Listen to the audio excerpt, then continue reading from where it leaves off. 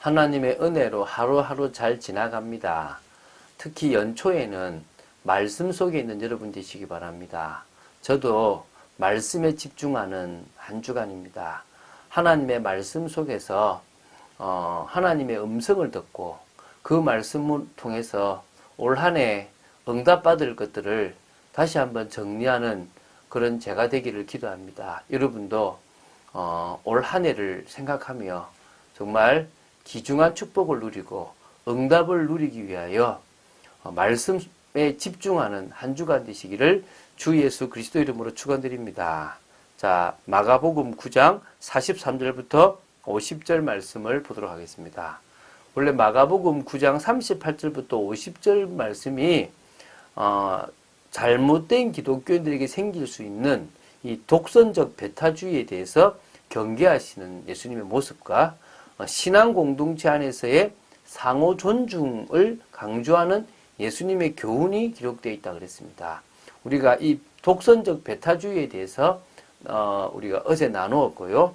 오늘은 신앙 공동체 안에서 우리가 서로를 생각하고 또 우리가 죄의 삶이 아니라 거룩을 향하여 의를 향하여 달려나가는 그런 삶을 살아야 된다는 것을 지금 강조합니다. 그래서 오늘은 43절부터 50절까지 이 말씀을 통하여 중요한 것들을 좀 보려고 합니다. 먼저는 오늘 43절부터 48절까지를 볼 건데 44절과 46절이 없음입니다. 그래서 오히려 지금 6절을 읽는데 4절을 읽는 것하고 똑같은 겁니다. 한번 볼게요. 만일 내 손이 너를 범죄하게 하거든 찍어버리라. 장애인으로 영생에 들어가는 것이 두 손을 가지고 지옥 곧 꺼지지 않는 불에 들어가는 것보다 나으니라.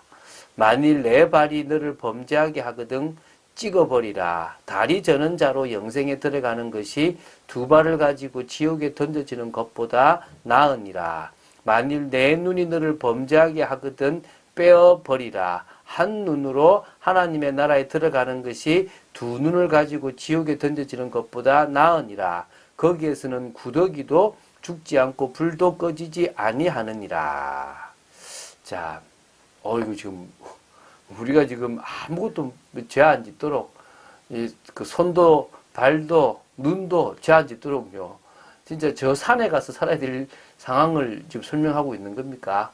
그렇게 이해하면 안 되겠죠, 그죠? 이게 지금 율법 공의의 원칙입니다.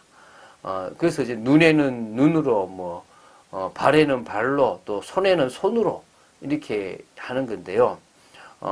이런 거죠. 만일 예를 들어서 너가 네 손이 뭘 물건을 훔친다든지 범죄하는 그런 삶을 산다면 찍어버려라. 네가 두 손 다 가지고 늘 범죄함으로 말미암아 결국 그 죄 때문에 지옥에 가게 된다면 차라리 내가 이 찍어서 범죄하지 않는 삶을 통하여 이 꺼지지 않는 불에 들어가지 않고 천국에 들어가는 것이 더 나은 거다라고 얘기하고 있는 겁니다. 죄 지으면 안 되겠, 죄 지으면 안 됩니다. 제가 좀 이따 얘기하겠습니다. 만일 내 발이 너를 범죄하게 하거든 찍어버리라. 이 말은 무엇입니까? 발도 자꾸 죄 짓는 곳에 가고 죄 짓는 삶을 살면 찍어버려버라. 두 발을 가지고 지옥에 가는 것보다 차라리 다리 저는 자로 살아서 영생에 들어가는 게 더 낫다. 이런 얘기를 하고 있는 겁니다. 눈이 범죄거든. 우리가 육신의 정력, 안목의 정력, 이생의 장애에서 안목에 보는 것에 이 죄가 많거든요. 우리가 이 물질을 보고 탐내고 또 뭡니까? 이 음식을 보고 탐내고 또 아름다운 곳을 보고 탐내고 이런 것들이요. 심각한 죄거든요. 차라리 한 눈을 가지고 하나님 나라에 들어가는 것이 낫지 두 눈 다 가지고 계속 범죄하면서 지옥에 던져지는 것보다는 그거는 그러면 안 된다. 이제 이렇게 얘기합니다. 자, 여기서 한번 좀 생각할게요. 예수님께서 범죄와 관련하여 사람의 신체 부위 중에서 손, 발, 눈에 대해서 이렇게 언급하신 이유가 있습니다. 고대 유대인들은요, 인간의 충동이 신체 기관들을 통해서 발생한다고 생각했습니다. 특히 그들은 인간 신체 기관 중에서 가장 활동적인 손, 발, 그리고 감각기관인 눈을 눈이 이 충동적 유혹에 가장 민감하게 반응한다고 이제 생각을 한 겁니다. 그래서 이 팔레스타인 사람들은요, 그 죄와 관련 있는 신체의 해당 기관이 만약에 죄에 어떤 범죄하면요, 책임을 져야 됩니다. 그래서 눈은 눈으로, 뭐, 손은 손으로, 또 발은 발로 이렇게 찍어내는 겁니다. 그래서 이제 이것을 이제 거론하신 거거든요. 자, 그럼 한번 정리를 해볼게요. 어떻게, 뭐, 우리가 죄 안 지고 살겠습니까? 우리는요, 믿음으로 말미암아 구원받습니다. 믿음이 아니면 구원받을 수가 사실은 없습니다. 그렇잖아요. 그런데 구원받고 나서 이제 삶이 어떤 삶이냐면, 이제 죄 지으면 안 되지! 라고 하면서 또 율법으로 돌아가는 사람이 있고, 야, 어쩔 수 없잖아. 죄를 짓잖아. 라고 하는 사람이 있습니다. 로마서 1장 17절에요. 복음에는 하나님의 의가 나타나서 믿음으로 믿음에 이르게 한다 그랬습니다. 그러니까 한마디로 처음도 믿음이고 끝도 믿음인 겁니다. 결국 우리는요, 범죄 안 하고 살아갈 수 없습니다. 그러나 주님은 이 말씀처럼 범죄하지 말라고 말씀하십니다. 그렇기 때문에 우리는 뭐 해야 됩니까? 오늘도 성령의 역사 속으로 들어가서 그 성령의 능력으로서 우리 육체의 행실, 몸의 행실을 죽인다면 우리는 범죄하지 않고 살아갈 수 있습니다. 그래서 우리는요, 이런 예수님의 율법적인 말씀을 통하여 그래서 복음만이 필요하다는 답을 낼 수 있어야 될 줄로 믿습니다. 자, 그러면서 49절을 제가 이제 봅니다.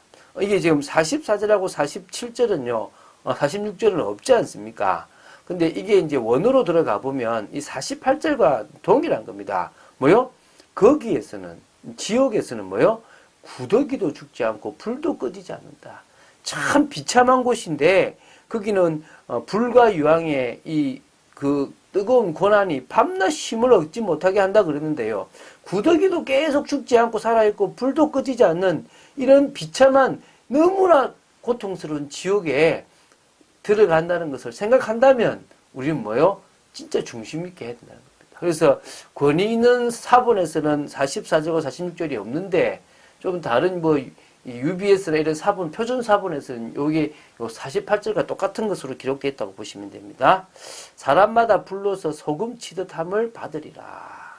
이제 우리가 그렇게 범죄한 사람이 되어진다면요, 불을 가지고 소금 치듯 한대요. 자, 이게 무슨 말이냐면요, 이거를 공동 번역에는 이렇게 번역됩니다. 누구나 다 불소금에 절여질 것이다. 그러니까 생각해 보십시오. 미꾸라지 잡을 때요, 소금을 뿌리면 막 미치잖아요. 사람을요, 놔두고 그 위에다가 이렇게 소금을 뿌려봐요. 사람도요, 그 물 속에서 소금이 있으면 막 얼마나 따갑겠습니까? 그것도 뜨겁게, 불 속에서 그 소금이 있으면 불을 가지고 우리를요, 뜨겁게, 고통스럽게 만든다는 겁니다. 그래서 이 진짜 불을 가지고 소금 치듯 우리를 계속 태우고 다 없애버리는 것이 뭡니까? 바로 이 맹렬한 이 지옥의 불구덩이라는 것입니다. 그 형벌이 너무나 고통스럽다는 거죠. 근데 이렇게 하면 끝나는 게 아니라 이제 50절에는요, 소금은 좋은 것이로되 만일 소금이 그 맛을 잃으면 무엇으로 이를 짜게 하리요? 너희 속에 소금을 두고 서로 화목하라 하시니라. 49절에는요, 이 소금이라는 것이 이렇게 이제 심판, 우리를 막 이렇게 고통스럽게 만드는 것으로 이렇게 활용되었다 그러면 이 50절에 있는 이 소금은 화목하게 하는 의미로 은혜라는 그런 뜻이 있다고 보시면 됩니다. 그러면서 얘기하죠. 하나님의 그러니까 소금이 그 맛을 잃으면 무엇으로 짜게 하겠냐 그럽니다. 이 말은요, 우리나라의 소금으로는 이해가 안 되는 겁니다. 팔레스타인의 소금은 돌입니다. 그래서 음식을 할 때 이 돌을 이렇게 음식 속에다 넣거나 냄비 속에 물 속에 집어넣으면 뜨거운 물에 있으면 이 오랫도록 있다 보면 이게 이제 짜지거든요. 그럼 빼거든요. 근데 이걸 자꾸 넣었다 뺐다 하면 어느 날 이 돌의 소금기가 다 사라져 버립니다. 그래서 맛을 잃어버리죠. 그러면요, 밖에 버려지는 돌과 같은 겁니다. 그걸 설명하는 겁니다. 하나님의 사람이, 은혜의 사람들이, 은혜 속에 있어야 될 사람들이 그 은혜가 사라져 버리면 무엇으로 짜게 하겠냐? 우리에게 세상을 변화시킬 진리가 없다면 무엇으로 짜게 하겠고 무엇으로 그 세상을 막겠냐? 이 말입니다. 너희 속에 소금을 두고 서로 화목하라. 너희 속에 진리, 은혜를 두고 사람들과 같이 화목하고 나누어라. 이런 의미가 들어 있습니다. 그래서 우리는 신앙 공동체 안에서 거룩과 의로움에 있기를 원하십니다. 그렇기 때문에 우리는요, 성령의 능력을 덧입는 축복으로 들어가야 될 줄 믿습니다. 성령의 역사하시려면요, 하나님 말씀을 전적으로 신뢰하고 그 말씀에 순종하는 삶을 살아야 될 줄로 믿습니다. 그 말씀을 따라가는 삶, 그 말씀 속에서 진정으로 온전히 우리가 가야 될 부분들을 붙잡고 나가는 그런 귀한 삶을 살아야 될 줄로 믿습니다. 사단은요, 신학도 두려워하지 않고 학문도 두려워하지 않습니다. 사단은 우리와 함께 하시는 그리스도를 두려워합니다. 이 그리스도를 붙잡은 제자들을 세워나가고 이 제자들을 현장에 세워나간다면 그 현장을 변화시키고 복음화시킬 수 있을 줄로 믿습니다. 오늘도 그런 축복을 누리는 여러분 되시기를 주 예수 그리스도 이름으로 축원드립니다. 주는 그리스도시요 살아계신 하나님의 아들이심을 고백합니다. 말씀 따라가기를 간절히 소원합니다. 진정으로 예수님께서 신앙 공동체를 위해서 주셨던 이런 중요한 교훈들을 저희들이 마음으로 새기고 그 의미들을 알아가며 진정으로 성령의 역사 속으로 깊이 들어가는 믿음의 사람들로 세워지기를 간절히 소원합니다. 주 예수 그리스도 이름으로 기도드립니다. 아멘.